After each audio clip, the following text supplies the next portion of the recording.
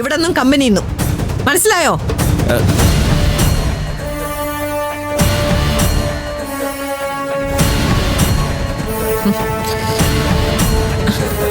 അച്ഛാ, എനിക്കൊരു കാര്യം പറയാനുണ്ട്.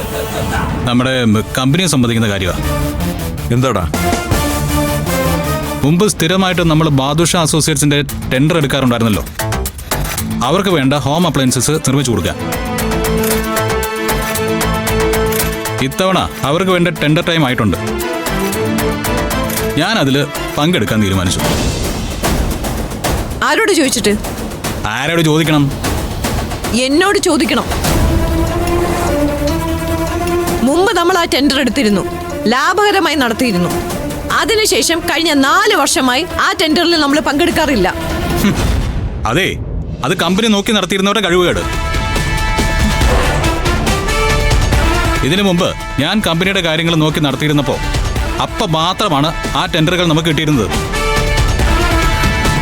ഇപ്പോ ഞാൻ തിരിച്ചു വന്നല്ലോ, ഞാൻ നോക്കിക്കോളാം. അവൻ അത്ര ആത്മവിശ്വാസം ഉണ്ടെങ്കിൽ അവൻ ചെയ്യട്ടെ പത്മ. അങ്ങനെ ഒരു ആത്മവിശ്വാസത്തിന്റെ പേരിൽ കോടിക്കണക്കിന് രൂപ ഇൻവെസ്റ്റ് ചെയ്യാൻ എനിക്ക് ബുദ്ധിമുട്ടുണ്ട്. മുമ്പ് ടെൻഡർ എടുക്കുമ്പോൾ ഉണ്ടായിരുന്ന പ്രൊഡക്ഷൻ യൂണിറ്റുകളൊന്നും ഇപ്പൊ ഇല്ല, എല്ലാം പൂട്ടിക്കിടക്കുക. അത് തിരിച്ച് വർക്കിംഗ് കണ്ടീഷനിലാക്കണമെങ്കിൽ എത്ര രൂപയുടെ ചെലവ് വരുന്ന അച്ഛനും മോനും കൂടെ ധരിച്ചു വെച്ചിരിക്കുന്നത്. കണക്കുകൾ എനിക്ക് നന്നായിട്ട് അറിയാം. ഇമ്പോർട്ട് ചെയ്യുന്ന മെഷീനറികളുടെ ഉൾപ്പെടെ കണക്ക് ഞാൻ എടുത്തു വെച്ചിട്ടുണ്ട്. എങ്കിൽ പോലും ആ ടെൻഡർ ലാഭകരമാക്കാൻ എനിക്ക് നന്നായിട്ട് പറ്റും.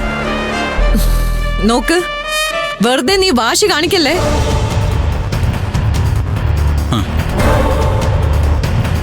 ഇത്രയും വർഷം ഇൻഡസ്ട്രിയിൽ നിന്ന് മാറി നിന്ന് നിനക്ക് ഇപ്പോഴത്തെ ഇൻഡസ്ട്രിയുടെ സ്വഭാവം എന്താ അറിയാം? നീ അതിനെ കുറിച്ച് ആലോചിച്ചിട്ടുണ്ടോ? പഠിച്ചിട്ടുണ്ടോ?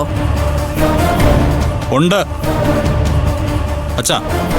നമ്മുടെ പ്രൊഡക്ഷൻ യൂണിറ്റുകൾ ഒരുപാട് പൂട്ടിക്കിടക്കുന്നുണ്ടെങ്കിൽ അത് നഷ്ടം തന്നെയാ. ആ നഷ്ടം ഉണ്ടാക്കിയത് കമ്പനിയുടെ നടത്തിപ്പുകാരാ. അതിൽ നിന്നും രക്ഷപ്പെടാൻ വേണ്ടി ഇത്തരം വാദങ്ങൾ ഉയർത്തിട്ട് ഒരു കാര്യമില്ല. ഞാൻ ഈ ടെൻഡറിൽ അപ്പിയർ ചെയ്യും. പത്മ, ഇതിന്റെ നഷ്ടവും ലാഭവും ഒന്നും നോക്കണ്ട. നാളുകൾക്ക് ശേഷം അവനൊരു തീരുമാനം എടുക്കുന്നതല്ലേ, അത് നടക്കട്ടെ. നടക്കട്ടെ എന്ന് തീരുമാനിച്ചാൽ തന്നെ ഈ ടെൻഡർ കിട്ടുമെന്ന് നിങ്ങൾക്ക് എന്താ ഉറപ്പ്?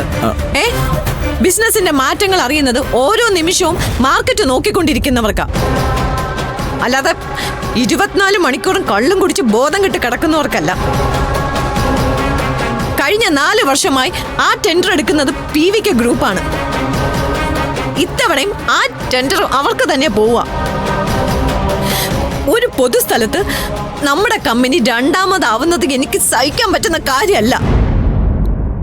അതുകൊണ്ടാണ് എന്റെ തീരുമാനം, ഈ ടെൻഡറിൽ നമ്മുടെ കമ്പനി പങ്കെടുക്കുന്നില്ല. 2ാം സ്ഥാനം ആവുന്നല്ലേ കുഴപ്പം? 1ാം സ്ഥാനത്ത് വന്നാലോ? വരില്ല. വരുത്തി ഞാൻ കാണിക്കാം.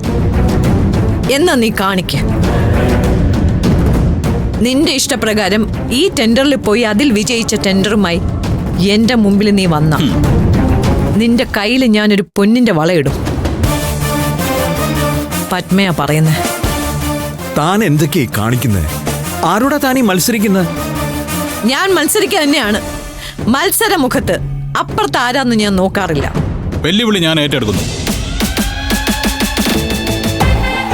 ഈ ടെൻഡറിന് ഞാൻ അപ്പിയർ ചെയ്യും. ടെൻഡറുമായി ഈ വീടിനകത്ത് ഞാൻ എത്തുകയും ചെയ്യും. അഥവാ എനിക്കതിന് സാധിച്ചില്ലെങ്കിൽ നേരത്തെ പറഞ്ഞുകൊണ്ടല്ലോ, പൊന്നിന്റെ വള, അത് ഞാൻ ആ കയ്യിൽ അണിയിച്ചു തരും. മത്സരങ്ങളുടെ മുഖത്ത് എനിക്കും ബന്ധങ്ങളില്ല. കാണാം, നമുക്ക് കാണാം.